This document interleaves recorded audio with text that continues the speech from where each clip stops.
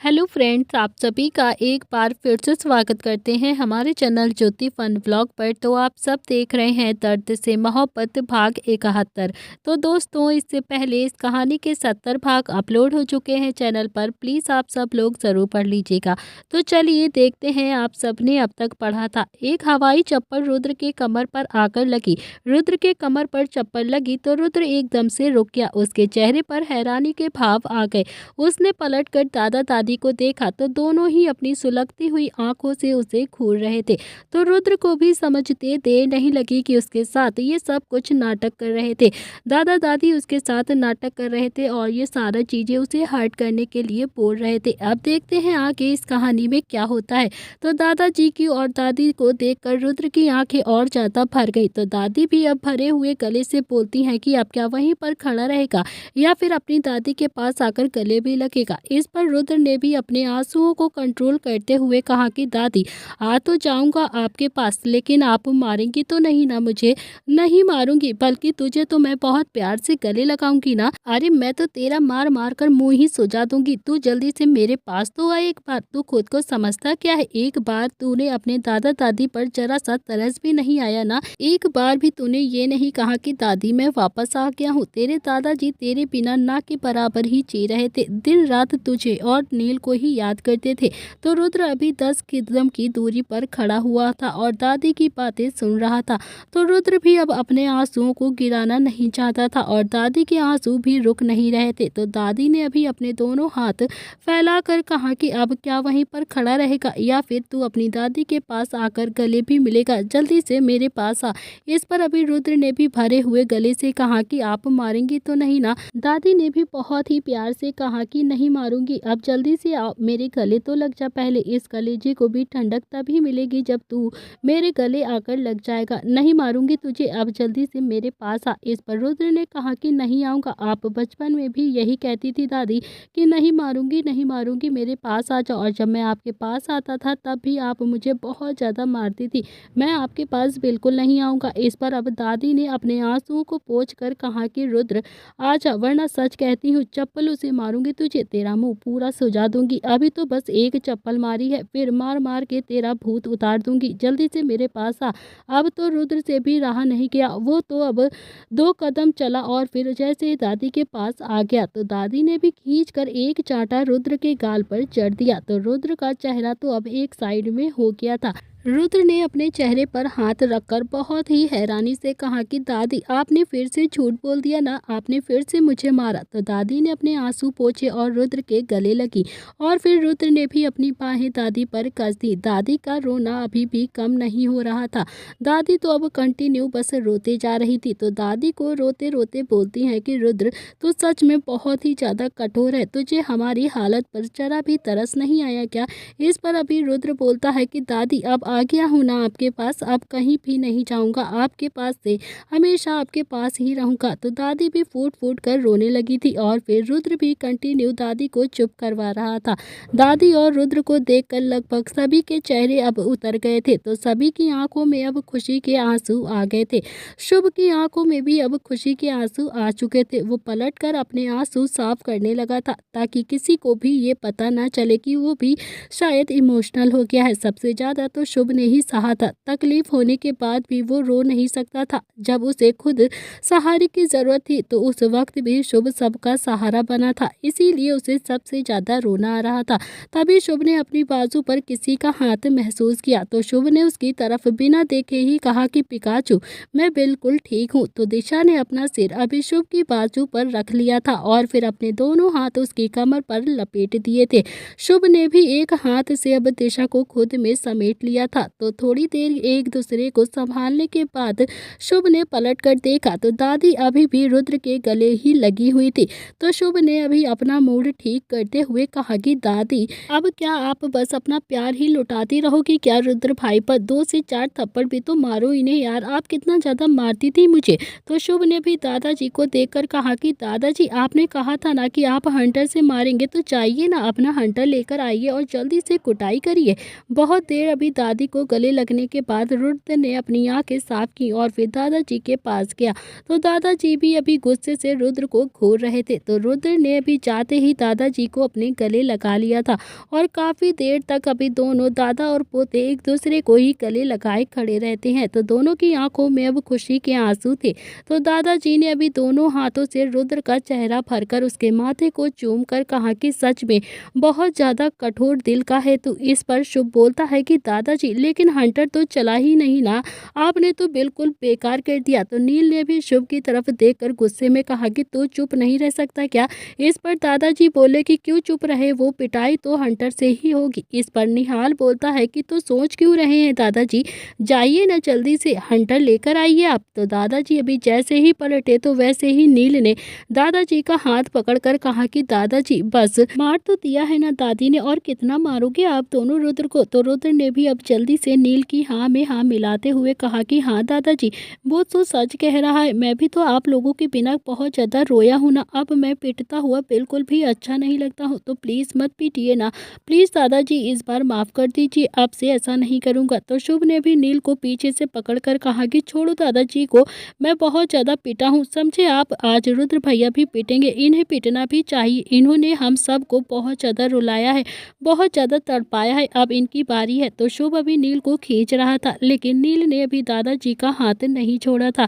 तभी तीनों ही एक दूसरे को खींच रहे थे और रुद्र को बचाने के लिए नील बहुत कोशिश कर रहा था। तभी दादी बोलती हैं कि बस करो शुभ, नील मेरे बुढ़े का हाथ निकालोगे क्या, इस उम्र में तो हाथ भी नहीं जुड़ेगा। तो दादी की बात सुनकर अब सब हंसने लगते हैं और फाइनली अभी दादी ने दादाजी का हाथ छुड़वाते हुए कहा कि बस कीजिए संजय के पिताजी, अब कोई भी किसी को नहीं मारेगा, बस हमने जिसको जितना मारना था मार लिया, हम सब साथ में रहेंगे, लेकिन रुद्र अकेला है, हम सब ने दर्द साथ में सहा है, लेकिन रुद्र ने अकेले ही सब कुछ सहा है। फाइनली अभी सब कुछ ठीक हो गया था और चारों भाई दादा दादी के गले लगे हुए थे। अब तो किट्टू, दिशा, नव्या, पिकाचू से भी रहा नहीं जाता है और वो लोग भी जल्दी से जाती हैं और सबके गले लग जाती हैं। और कुछ घंटे बाद सब अभी सिटिंग एरिया में बैठे हुए एक दूसरे से बातें कर रहे थे। तो दादी भी सोफे पर बैठी थी और रुद्र ने उनकी गोद पर अपना सर रखा हुआ था। तो दादी अभी रुद्र का सर सहला रही थी और दादी सिर सहलाते हुए धीरे से बोलती हैं कि रुद्र, अब ये बड़े बड़े बाल काटवा क्यों नहीं लेता है तू, कितने बड़े हो गए हैं, और ये दाढ़ी इन्हें क्यों नहीं कटवाता तू अभी तक। तो रुद्र ने अभी अपनी आंखें बंद की हुई थी और रुद्र बिना आंखें खोलकर बोलता है कि दादी, आप ही तो कहती हो ना कि थर्सडे को बाल नहीं कटवाते हैं, इसीलिए मैंने आज बाल को नहीं कटवाया है, कल ज़रूर कटवा लूँगा अपने बालों को। इधर दूसरी तरफ वीरू जो वृंदा को उसके घर छोड़ने जा रहा था, तो वृंदा आज काफ़ी ज़्यादा खुश थी, ये सोच कर कि उसके और वीरू के बीच में अब सब कुछ ठीक हो गया है, पहले जैसा रिश्ता हो गया है, अब उसे इंडिया छोड़कर कहीं भी नहीं जाना पड़ेगा। वृंदा बहुत ज़्यादा खुश होकर अभी वीरू से बातें कर रही थी, लेकिन वीरू ने अभी एक भी जवाब वृंदा को नहीं दिया था। तो वृंदा ने भी अब माइंड नहीं किया था, वो समझ सकती थी कि शायद दादी से चाटा खाने के बाद वीरू का मूड अब खराब हो चुका है और उसकी बात का इसीलिए वो जवाब नहीं दे रहा। थोड़ी देर बाद वीरू ने गाड़ी वृंदा के घर के बाहर आकर रोक दी। तो वृंदा और वीरू अभी दोनों ही गाड़ी से बाहर उतरते हैं। तो वृंदा भी घूमकर वीरू के पास आई और आते ही उसके गले लग गई। तो वृंदा को अभी जितना सुकून मिल रहा था, वीरू को भी उतना ज़्यादा गुस्सा आ रहा था। तो वीरू ने अभी अपना गुस्सा कंट्रोल करते हुए कहा कि तुम्हारी फ्लाइट कब की है। इस पर अभी वृंदा बिना आंखें खोले ही बोलती है कि अब मुझे कहीं भी नहीं जाना है, मुझे तो अब यहीं पर रहना है तुम्हारे साथ।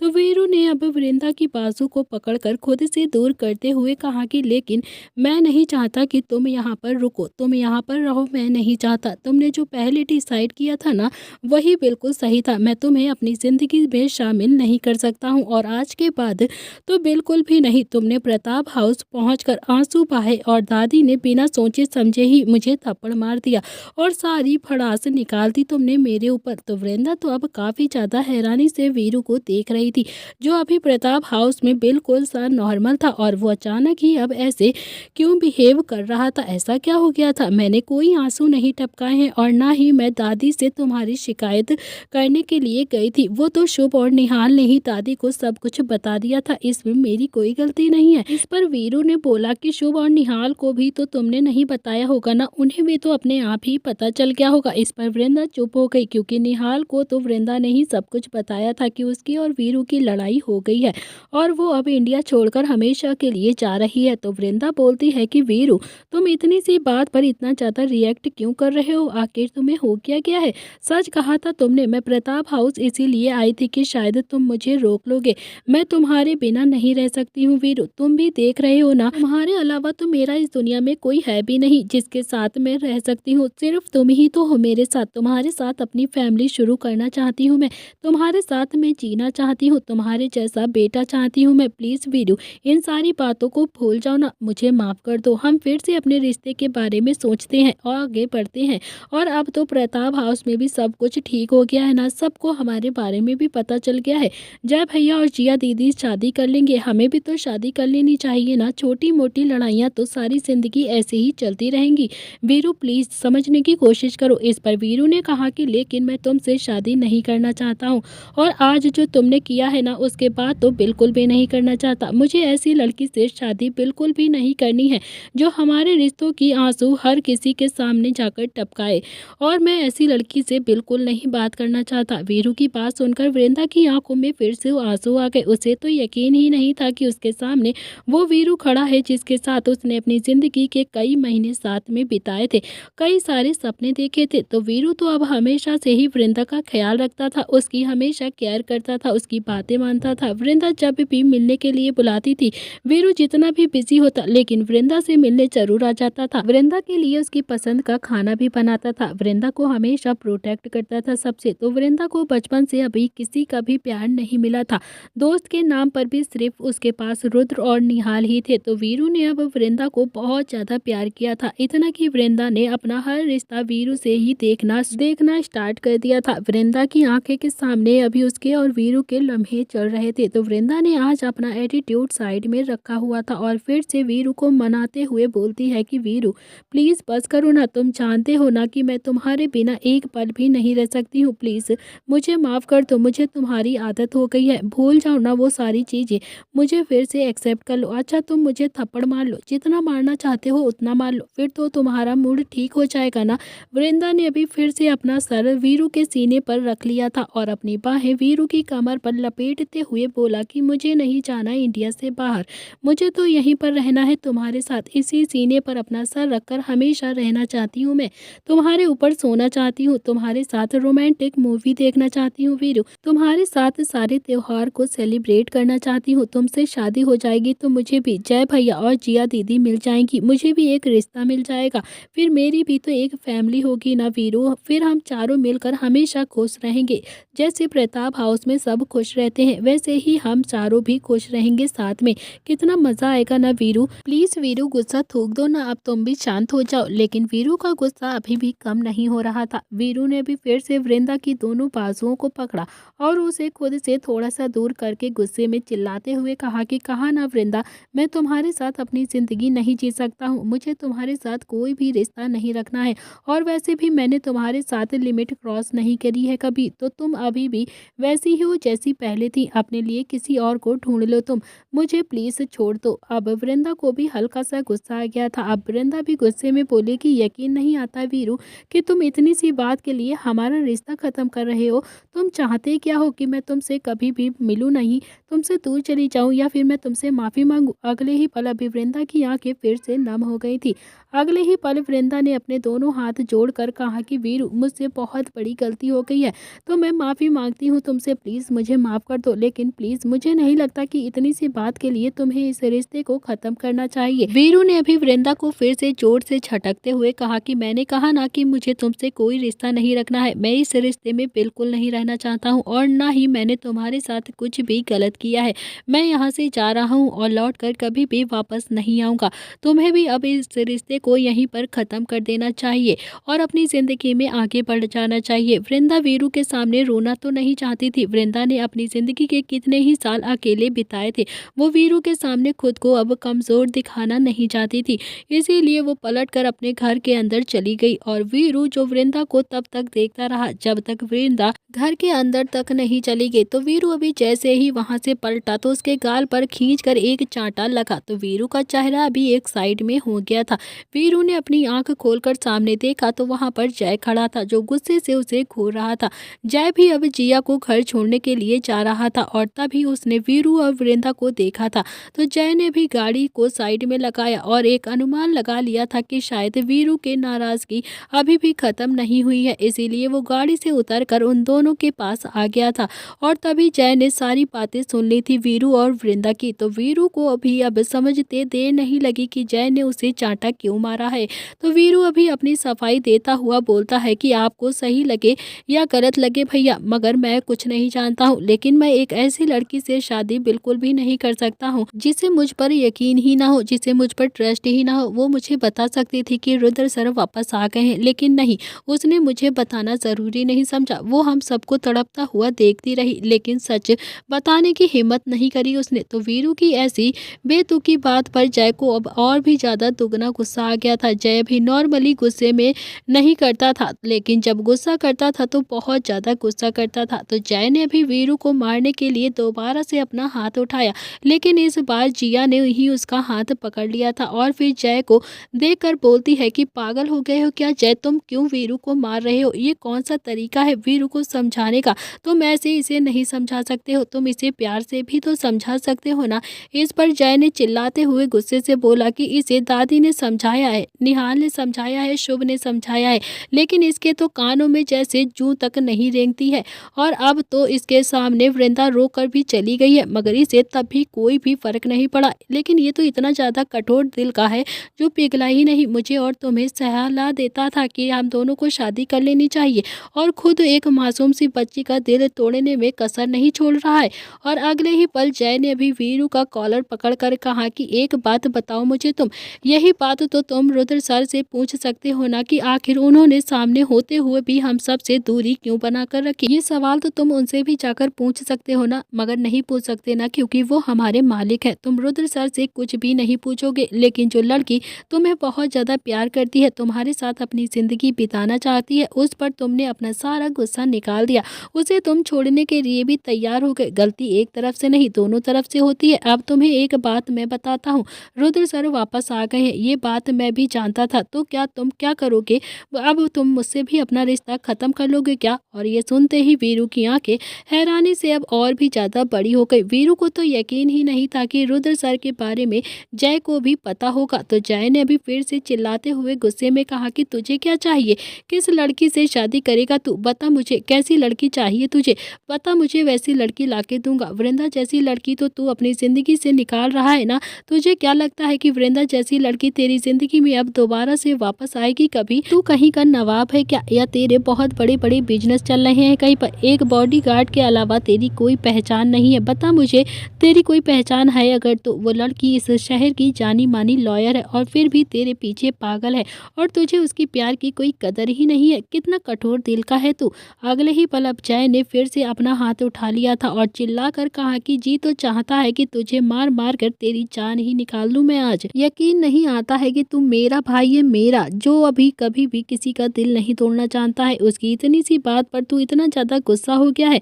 अपने आगे की जिंदगी उसके साथ कैसे बिताएगा? जरा जरा सी बातों पर तो तू उस पर इतना ज्यादा गुस्सा निकालेगा। अच्छा ही है कि तूने ये रिश्ता खुद ही खत्म कर दिया। वैसे भी वो लड़की तुझे डिजर्व नहीं करती है, वो तो तुझसे कहीं ज्यादा अच्छा लड़का डिजर्व करती है, तुझसे कहीं ज्यादा अमीर लड़का डिजर्व करती है, जो उसकी हर ख्वाहिश को पूरा करे, उसके सपनों को समझे, उसकी ख्वाहिशों को समझे और उसे हमेशा खुश रखे। तो जय को अब गुस्सा होता हुआ देखकर जिया ने उसे पीछे की तरफ ढकेलते हुए लगभग थोड़ा सा चिल्लाते हुए कहा कि जय, जय बस करो ना, गुस्से से वीरू को नहीं समझ में आएगा, उसे प्यार से समझाना होगा। इस वक्त वो वृंदा से काफी ज्यादा गुस्सा है और तुम भी अपना गुस्सा वीरू पर ही निकाल रहे हो।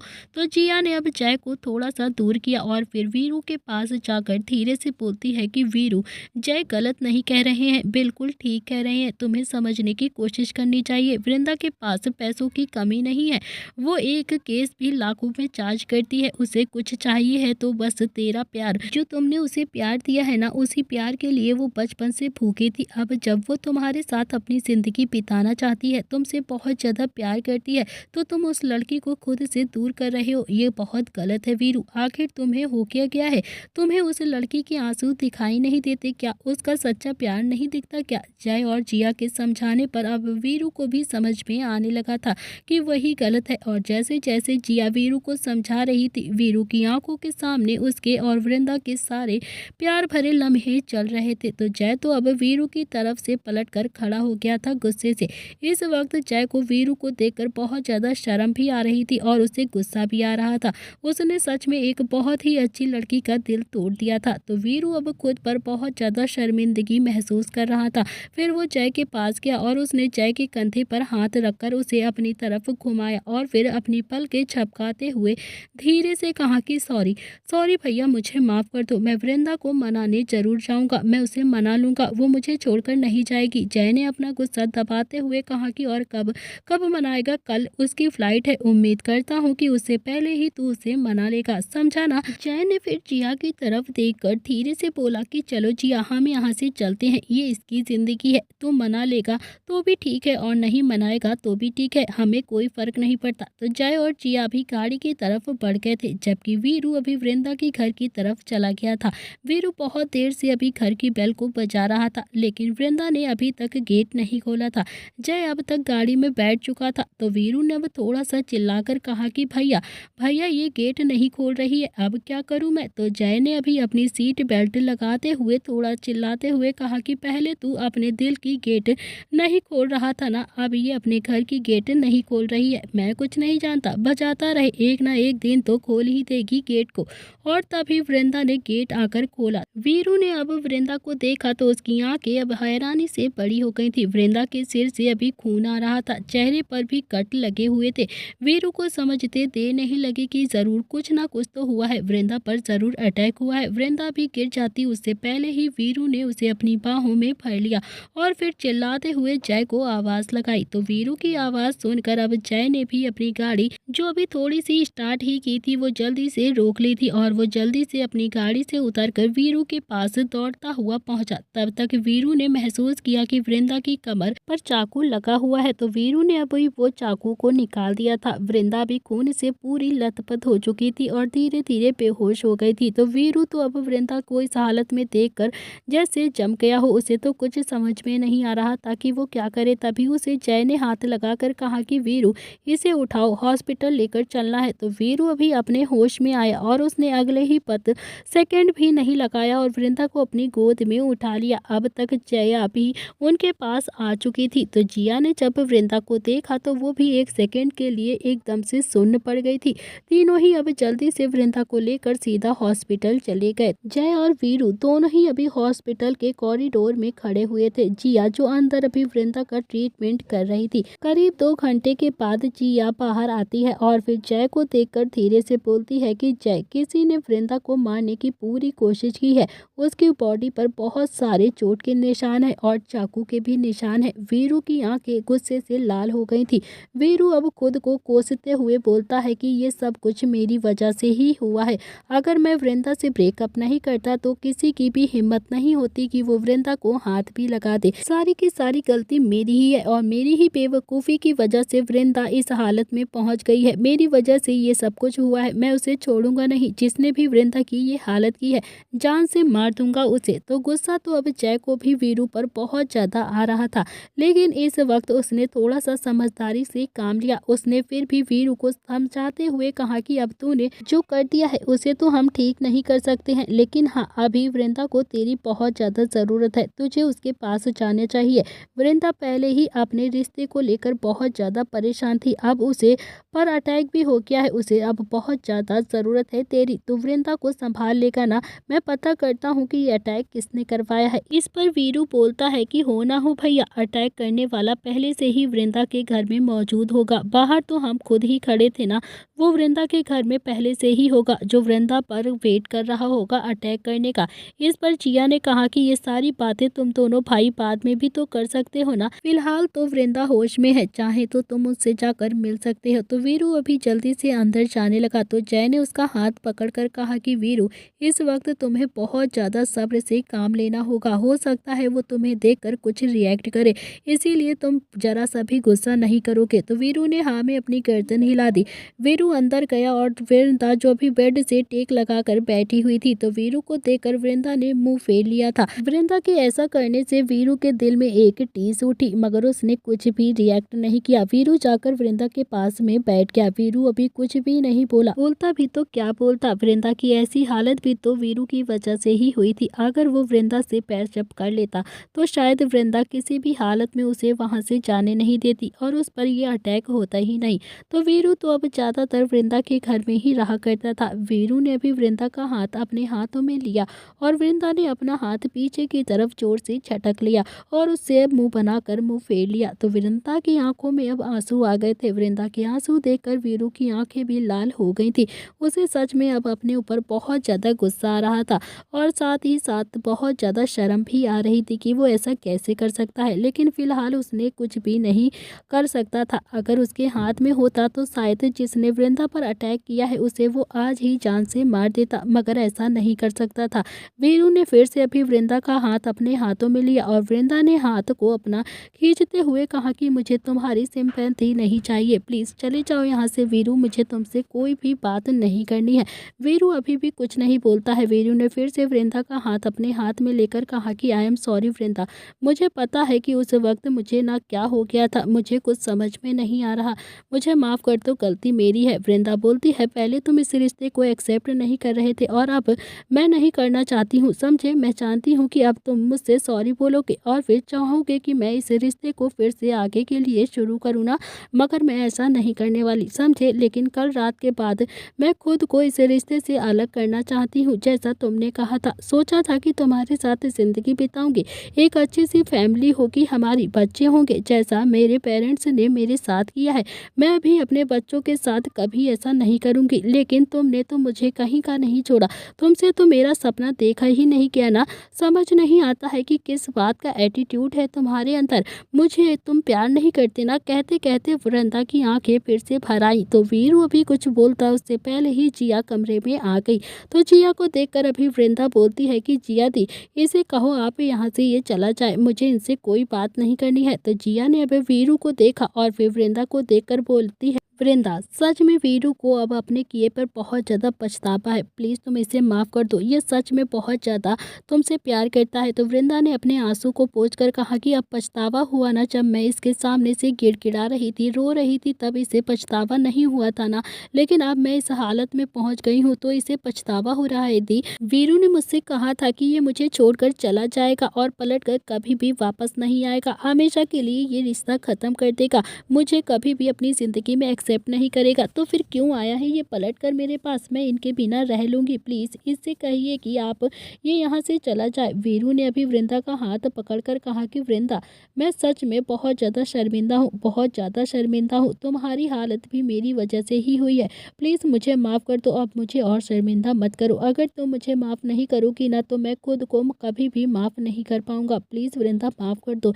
इस पर वृंदा के ने गुस्से में बोला कि तुम मत करो ना खुद को माफ़, लेकिन हाँ प्लीज़ यहाँ से तुम चले जाओ, मुझे तुमसे कोई बात नहीं करना, इससे पहले कि मेरा सर दर्द के मारे फट जाए, चले जाओ तुम यहाँ से। तो जिया ने भी वीरू का हाथ पकड़ा और उसे कमरे से बाहर लेकर आ गई। तो जिया बोलती है कि वीरू, तुमने बिल्कुल ठीक नहीं किया है वृंदा के साथ, वो तुमसे बहुत ज़्यादा गुस्सा है और अब तुम्हें उसे मनाने में बहुत ज़्यादा मेहनत लगने वाली है, तुम्हें बहुत ज़्यादा मनाना पड़ेगा उसकी, और उसकी हालत देखना सब तुम्हारे एटीट्यूड की वजह से ही हुआ है। अब जो भी करना है तुम्हें ही करना है, उसे मनाओ, लेकिन अभी नहीं, अभी वो बहुत ज़्यादा मेंटली और फिजिकली दोनों से ही परेशान है। तो अभी तुम यहाँ से चले जाओ और जब उसका मूड थोड़ा सा ठीक होगा ना तब उससे तुम ज़रूर बात कर लेना और फिर तुम उसे मना लेना, वो मान जाएगी। तो वीरू बोलता है कि भाभी, मैं कहीं नहीं जाऊँगा, मैं यहीं पर रहूँगा और उसका मूड अभी ठीक हो जाएगा, कल ठीक हो जाएगा, परसों ठीक हो जाएगा, जब भी ठीक हो जाएगा ना मैं उसे मना लूँगा, मगर मैं अभी कहीं नहीं जाऊँगा, प्लीज़ भाभी मुझे यहीं पर रुकने दीजिए। तो वीरू भी अब चुपचाप से आकर चेयर पर वहीं पर बैठ गया। तो जिया भी अपने दांत पीसते हुए बोलती है कि वीरू, ऐसी हरकत हरकतें करने से कुछ भी नहीं होगा, वो कभी नहीं मानेगी। जो तुम सोच रहे हो कि वो मान जाएगी, वो कभी नहीं मानेगी। तुम चले जाओ, कल आ जाना। तो वीरू बोलता है कि नहीं भाभी, मैं कहीं नहीं जाऊंगा, मैं तो यहीं पर रहूंगा। भाभी, जब तक मैं वृंदा को मना नहीं लेता ना, मैं भी यहीं पर बैठा रहूंगा। तो जिया भी अब अपना सिर पीटती हुई कमरे में वापस से चली गई थी। इधर प्रताप हाउस में कल रात सब हॉल में ही सो गए थे। बातें करते करते किसी को कोई भी होश नहीं रहा। कोई सोफे पर सो गया तो कोई जमीन पर। दादा दादी भी वहीं पर सो रहे थे। सब बात करते हुए लगभग सुबह ही सोए हुए थे। तो रामू काका ने भी सबके लिए नीचे ही गद्दे बिछा दिए थे। दादी के बराबर में अभी नील सो रहा था। निहाल सोफे पर सो रहा था। अवनी नील के बराबर में पैंथर को पेट पर लेकर सो रही थी। दिशा किट्टू भी अब एक साइड में सो रही थी। नरेंद्र सौम्या भी घर चले गए थे। नव्या भी प्रेग्नेंट थी, इसीलिए उसका गद्दा थोड़ा सा दूर लगाया गया था ताकि उसे कोई भी डिस्टर्ब ना करे और उसे कोई भी प्रॉब्लम ना हो। सब अभी बेफिक्र होकर हॉल में ही सो रहे थे और सबके चेहरे पर एक अलग ही सुकून था। तो रुद्र और शुभ अभी एक साथ में सो रहे थे। रुद्र ने भी नींद में ही अपना हाथ शुभ के पेट पर रख लिया था, तो शुभ ने भी अब नींद में रुद्र का हाथ हटा दिया था।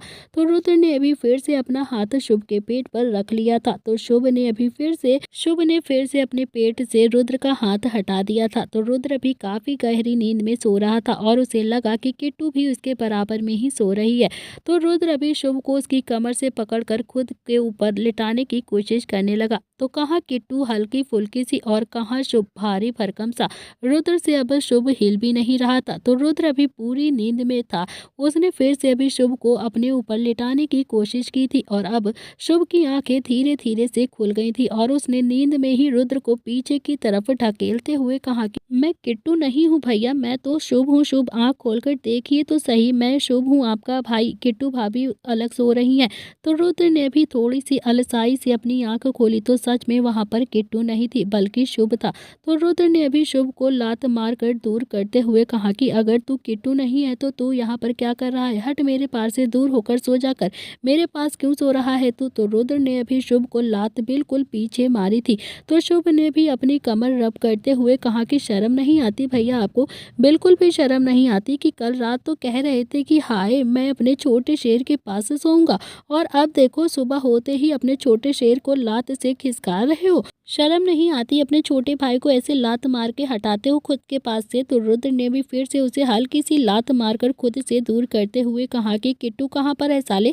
तू यहाँ पर क्यों सो रहा है? भाग यहाँ से। तो रुद्र ने भी हॉल में अपनी नजर घुमाई। तो रुद्र अभी इधर उधर देख रहा था। तो किट्टू अभी रुद्र से थोड़ा दूर पर ही दिशा के पास में सो रही थी। तो रुद्र उठा और किट्टू के पास चला गया। फिर उसने किट्टू को दिशा से दूर करके अपनी बाहों में उठा लिया और अपने कमरे की तरफ बढ़ गया।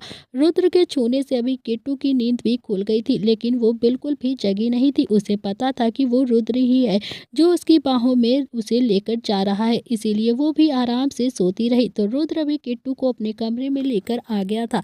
रुद्र ने किट्टू को बेड पर लेटाते हुए कहा कि अब ज्यादा नौटंकी करने की जरूरत नहीं है, आंखें खोलो, मुझे पता है कि तुम जाग रही हो।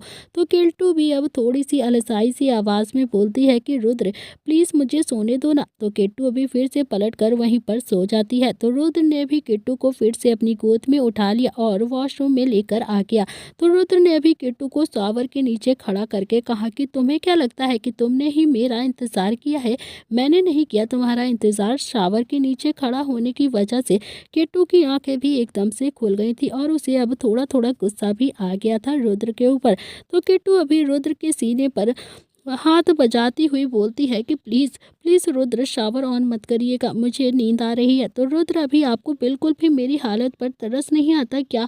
आप कितना ज़्यादा बेरहम हो गए। एक तो हम सुबह सुबह 4:30 बजे के करीब सोए हैं और ऊपर से आपने मुझे अभी से ही उठा दिया। कितने ज़्यादा बुरे हो आप, प्लीज़ मुझे सोने दीजिए ना। तो रुद्र बोलता है कि अब सो रहे हैं, इसी बात का तो फ़ायदा उठा रहे हैं हम कि अभी सब सो रहे हैं और तुम समझ नहीं रही हो मेरी बात को। तो किट्टू अभी वॉशरूम से बाहर जाते हुए बोलती है कि मुझे ये सब कुछ नहीं करना है, प्लीज़ अभी मुझे सोना है, आप मुझे सोने दीजिए। तो किट्टू अभी बाहर जा पाती उससे पहले ही रुद्र ने किट्टू को पीछे से पकड़कर उसे अपनी तरफ खींच लिया और उसे अपनी बाहों में भरते हुए कहा कि लेकिन मुझे तो अभी करना है ना, मैं नहीं सोने देने वाला अब तुम्हें। तो किट्टू की आंखें अब पूरी तरह से खुल चुकी थी क्योंकि वो जानती थी कि अब रुद्र को रोकना बहुत ज़्यादा मुश्किल है। रुद्र अब उसकी एक भी बात नहीं मानेगा, आज तो वो उसे जरूर ज़रूर प्यार करेगा, चाहे रुद्र कितना भी मजबूत हो अंदर से, लेकिन प्यार की ज़रूरत तो उसे भी थी। तो रुद्र ने अभी अपना चेहरा किट्टू की गर्दन में छुपाया हुआ था। किट्टू की सांसें भी अब धीरे धीरे भारी हो रही थी। उसे भी बहुत ही अजीब सी फीलिंग आने लगी थी। रुद्र ने भी किट्टू को अपनी तरफ घुमाया और अगले ही सेकंड में उसके होंठ को कैप्चर कर लिया और उसे किस करने लगा। तो किट्टू ने भी अब रुद्र को रोका नहीं था और धीरे धीरे दोनों ही एक दूसरे को महसूस करने लगते हैं। और एक डीप किस करने के बाद रुद्र ने किट्टू को कसकर अपने गले लगा लिया था। किट्टू ने भी अब रुद्र को ऐसे पकड़ा था जैसे वो उसे छोड़ना ना चाहती हो। रुद्र को वो बहुत तेज से गले लगा रही थी, जैसे रुद्र कहीं गायब हो जाएगा। तो किट्टू की तो आंखें अब हल्की हल्की सी नम भी हो गई थी। रुद्र ने भी किट्टू की आंखों को बारी बारी से चूमते हुए कहा कि खरगोश, तुम रोगी तो मुझे बहुत ज़्यादा बुरा लगेगा, मुझे बिल्कुल भी अच्छा नहीं लगेगा, इसीलिए रोने की ज़रूरत नहीं है। बात बात पर अपनी आंखें को नम क्यों कर लेती हो? तो बताओ मुझे, मुझे अच्छा नहीं लगता है तुम रोती हो तो। ये सुनकर अब किट्टू की आंखें और भी ज़्यादा भर गई थी और फिर किट्टू धीरे से बोलती है कि रुद्र, अब कभी मुझे छोड़कर मत जाना आप प्लीज़, वरना सच कहती हूँ इस बार तो मैं जिंदा नहीं रहूंगी। इस बार तो मैं जिंदा हूँ, लेकिन अगली बार मैं ज़रूर मर जाऊंगी। तो रुद्र ने अब किट्टू को अपनी बाहों में भरते हुए कहा कि नहीं जाऊंगा लिटिल खरगोश, अब कहीं भी कभी भी छोड़कर तुम्हें कहीं नहीं जाऊंगा, हमेशा अब तुम्हारे पास ही रहूंगा, तुम्हें ऐसे ही प्यार करूंगा, तुम्हारे साथ रहूंगा। तो रुद्र ने अभी फिर से किट्टू के होठों को कैप्चर कर लिया था और देखते ही देखते दोनों के कपड़े अभी बाथरूम की फर्श पर पड़े हुए थे। दोनों एक दूसरे को बहुत अच्छे से महसूस कर रहे थे। कुछ वक्त वॉशरूम में बिताने के बाद रुद्र अभी किट्टू को अपनी गोद में उठाकर सीधा रूम में लेकर आ गया था। दोनों अभी भी एक दूसरे में ही खोए हुए थे। करीब 2 घंटे के बाद रुद्र ने किट्टू को अपने ऊपर लिटा लिया था और फिर उसके माथे को चूमकर कहा कि मुझे तो अब जाकर नींद आएगी, अब जाकर मुझे सुकून मिलेगा, कितने दिनों बाद मैंने तुम्हें प्यार किया है। तो किट्टू का सिर अब रुद्र के सीने पर था और किट्टू अभी कुछ भी नहीं बोली थी, बल्कि उसके चेहरे की शर्म उसे बोलने के लिए रोक रही थी। तो किट्टू के चेहरे पर एक मीठी सी मुस्कान भी थी जिसे रुद्र महसूस कर रहा था। रुद्र ने अपनी बाहें किट्टू पर कस दी थी और देखते ही तो एक दोनों फिर से नींद में चले जाते हैं। करीब दोपहर के समय था। दादी की आंखें खुलती हैं तो दादी ने जब अपने आसपास देखा तो कोई भी वहां पर नहीं था। तो दादी को भी समझते देर नहीं लगी कि सब अपने अपने कमरे में चले गए हैं, लेकिन अभी तक वो ही थी जो वहां पर सो रही थी। अब दादी भी धीरे से उठती हैं और उन्होंने दिग्विजय सिंह जी को उठाते हुए कहा कि दोपहर हो गई है संजय के पिताजी, अब तो उठ जाओ ना, हम दोनों ही यहाँ पर सो रहे हैं और सारे बच्चे गायब हो चुके हैं। तो दादाजी भी अब उठते हुए धीरे से बोलते हैं कि अब सोए भी तो है सुबह चंद्रकला जी, तो दोपहर तो होनी ही है ना। कल रात तो तुम और तुम्हारे बच्चे इतनी ज़्यादा बातें कर रहे थे जैसे औरतें बातें करती हैं ना, और किसी का भी सोने का मन नहीं कर रहा था। तुम सबके पास इतनी सारी बातें आती कहाँ हैं? और फिर थक हार कर बेचारे रामबू को सबका बिस्तर यहीं पर लगाना पड़ा। दादा दादी दोनों ही बातें कर रहे थे। इधर दूसरी तरफ नील अवनी भी अपने प्यार में डूबे हुए थे। उन्होंने फिर से छोटे पैंथर को दिशा को और शुभ के पास से सौंप दिया था और खुद अपने कमरे में आकर एक दूसरे को महसूस कर रहे थे। रुद्र और नील ने तो अब दादी के सोने का पूरा फायदा उठाया था, जबकि शुभ तो दिशा से शादी करने के सपने ही देख रहा था कि कब उन दोनों की शादी होगी और कब वो दोनों एक दूसरे के करीब आएंगे। अब इधर धीरे धीरे रात का समय हो चुका था। सब डाइनिंग टेबल पर खाना खा रहे थे। आज कोई सोया था तो कोई नहीं सोया था, किसी ने एंजॉय किया था तो किसी ने बस अपने शादी के सपने देखे थे। सभी लोग इसी तरह से अपनी अपनी ख्यालों में खोए हुए थे। और फाइनली फिर दादी बोलती हैं कि अब जब सब कुछ ठीक हो गया है तो क्यों ना शुभ और दिशा की शादी भी कर ही देते हैं। वैसे भी शुभ ने सबको बहुत अच्छे से संभाल लिया है, अब इसे अपनी पर्सनल लाइफ के बारे में भी सोचना चाहिए। क्यों, मैं सच कह रही हूँ ना। इस पर शुभ एकदम से खड़ा हो गया और बहुत ज़्यादा खुश होते हुए चिल्लाता हुआ बोलता है कि क्या बात है संजय के पिताजी की हसीना, तुमने तो मेरे दिल की बात ही बोल दी। ये हुई ना संजय के पिताजी की हसीना वाली बात, तुमने तो मेरे दिल की बात ही बोल दी। दादी मैं क्या सोच रहा हूँ ना कि अगले हफ्ते ही शादी कर लेते हैं, क्या बोलते हो आप सब? तो रुद्र अभी खाना खाते खाते बोलता है कि अगले हफ्ते कुछ ज़्यादा ही लेट नहीं हो गया है ना, मैं सोच रहा हूँ कि कल ही कर देते हैं तुम्हारी शादी। और ये सुनकर तो सब जोर जोर से हंसने लगते हैं और फिर शुभ भी समझ गया था कि सब मिलकर उसकी खिंचाई कर रहे हैं और उसका मजाक बना रहे हैं। तो शुभ ने अभी थोड़ा सा इरिटेट होकर अपने सिर को खुजाते हुए अभी दादी को देखकर कहा कि दादी, आप तो जानती ही हो ना अपने छोटे शेर के दिल की हालत को। फिर क्यों ऐसे सब मजाक बनाते हैं आपके छोटे शेर का। करवा दीजिए ना जल्दी से मेरी और दिशा की भी शादी। इस पर अभी दादी बोलती है कि हम सब पहले कुल देवी जी के मंदिर जाएंगे। सारा परिवार बहुत दिनों के बाद एक हुआ है। हम सबको इतने दिनों के बाद इतनी सारी खुशियाँ मिली हैं। हमें साथ में जाकर सबसे पहले वहाँ पर प्रार्थना करनी चाहिए। सब कुल देवी के मंदिर जाने के लिए भी मान गए थे। सबको लगा कि साथ में टाइम भी स्पेंड कर लेंगे और फिर कुल देवी जी के दर्शन भी कर लेंगे और एक छोटा सा आउटिंग भी हो जाएगा साथ में और सबके साथ टाइम स्पेंड भी हो जाएगा। तभी रुद्र का फोन भी धीरे से वाइब्रेट होता है। रुद्र ने अभी फोन को पिक नहीं किया था। रुद्र सबको देखने लगता है और फिर सबके चेहरे पर भी एक उदासी आ गई थी। तो शुभ ने कहा कि रुद्र भैया, फोन किसी का भी हो, प्लान चेंज नहीं होगा, बस इतना सा बता रहा हूँ मैं। तो अब हम सब लोग कुल देवी के मंदिर जरूर जाएंगे। तो रुद्र ने कहा कि हाँ हाँ ठीक है, लेकिन मुझे फ़ोन तो रिसीव करने तो पहले, देखूँ तो सही किसका फ़ोन है। तो रुद्र ने अभी फ़ोन को रिसीव किया तो वो फ़ोन अभी जिया का था। तो जिया ने भी वृंदा के बारे में सब कुछ रुद्र को बता दिया था। जिया जैसे जैसे अभी रुद्र को सारी बातें बता रही थी तो रुद्र के चेहरे पर गुस्सा साफ दिखाई दे रहा था और गुस्से से उसकी सारी नसें तन रही थी। रुद्र अपनी चेयर से गुस्से से खड़ा होता है और फिर रुद्र के चेहरे पर गुस्सा देखकर निहाल भी खड़ा होकर बोलता है कि क्या हुआ रुद्र, कोई प्रॉब्लम है क्या। तो रुद्र ने अभी निहाल की तरफ देखकर निहाल को वृंदा पर अटैक हुआ सारी बातें बता देता है। तो ये सुनते ही अभी पूरा परिवार एकदम से हैरान हो गया था। रुद्र भी अपना फोन पॉकेट में रखता हुआ बोलता है कि नील मेरे साथ चल, हम दोनों को वहां पर चलना चाहिए। तो रुद्र अभी आगे आगे चल रहा था और नील, निहाल, शुभ उसके पीछे पीछे चारों ही हॉस्पिटल के लिए चले गए थे। दोस्तों इसी के साथ इस कहानी का आज का ये एपिसोड यहाँ पर समाप्त हो रहा है। तो किसने कराया है वृंदा पर अटैक, कौन है इसके पीछे, क्या रुद्र, नील, निहाल, शुभ सब ही पता लगा पाएंगे कि वृंदा पर किसने कराया है अटैक। क्या कहानी में आने वाला है एक नया ट्विस्ट, इसके लिए आपको देखना पड़ेगा इस कहानी का अगला भाग। कहानी पसंद आए तो लाइक शेयर सब्सक्राइब जरूर करें। मिलते हैं इस कहानी के अगले भाग में। Thank you friends.